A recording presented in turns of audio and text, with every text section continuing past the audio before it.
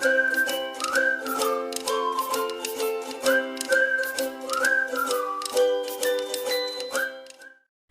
guys, namaku Madeline dari jurusan Bimbingan Konseling Islam kelas 2A. Bimbingan Konseling Islam, apa sih itu? Mari ku jelaskan. Kata bimbingan dalam istilah bahasa Inggris guidance, bentuk kata kerja yaitu to guide yang berarti menunjukkan. Dengan demikian, bimbingan merupakan suatu pemberian bantuan kepada individu agar individu itu dapat mengenal dirinya dan dapat menikmati kebahagiaan hidup. Bimbingan sebagai suatu proses membantu individu dengan memahami dirinya dan dunianya. Menurut Bimo Walkito mengatakan, bimbingan adalah bantuan atau pertolongan yang diberikan kepada individu atau sekumpulan individu dalam menghindari atau mengatasi kesulitan-kesulitan di dalam kehidupannya, agar individu atau sekumpulan individu itu dapat mencapai kesejahteraan hidupnya.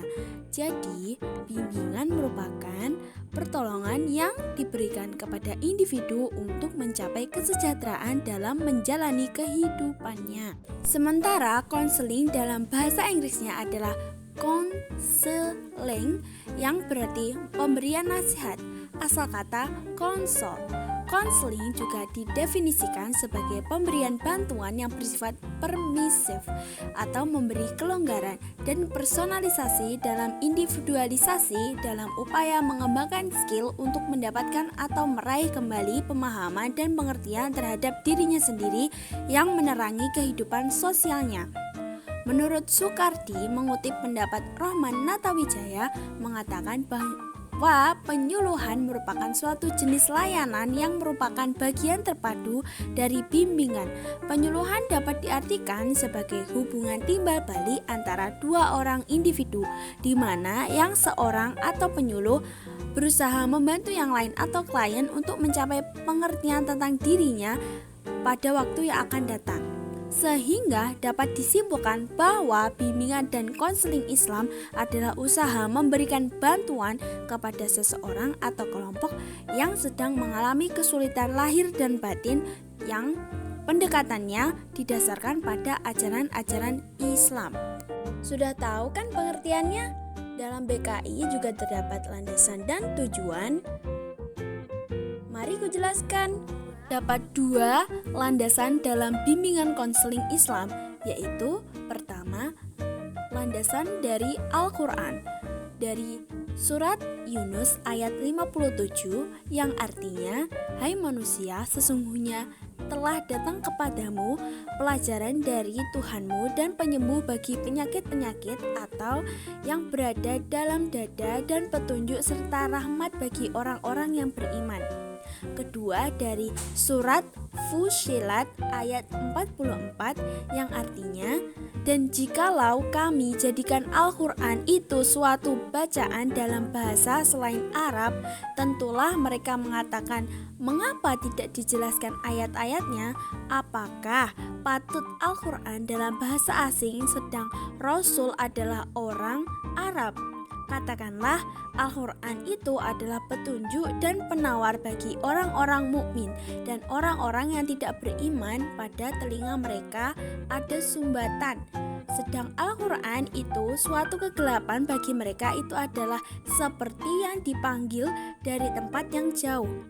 Ketiga dari surat Al-Baqarah ayat 2 artinya, kitab Al-Quran ini tidak ada keraguan padanya, petunjuk bagi mereka yang bertakwa. Landasan yang kedua dari hadis dari Abu Hurairah radhiyallahu an berkata, Rasulullah Shallallahu alaihi wasallam bersabda, hak seorang muslim pada muslim lainnya ada 6. Jika berjumpa hendaklah memberi salam. Jika mengundang dalam suatu acara maka datangilah undangannya. Bila dimintai nasihat maka nasihatilah ia. Jika memuji Allah dalam bersin maka doakanlah. Jika sakit jenguklah ia. Dan jika meninggal dunia maka maka iringilah ke kuburnya. Hadis riwayat Muslim.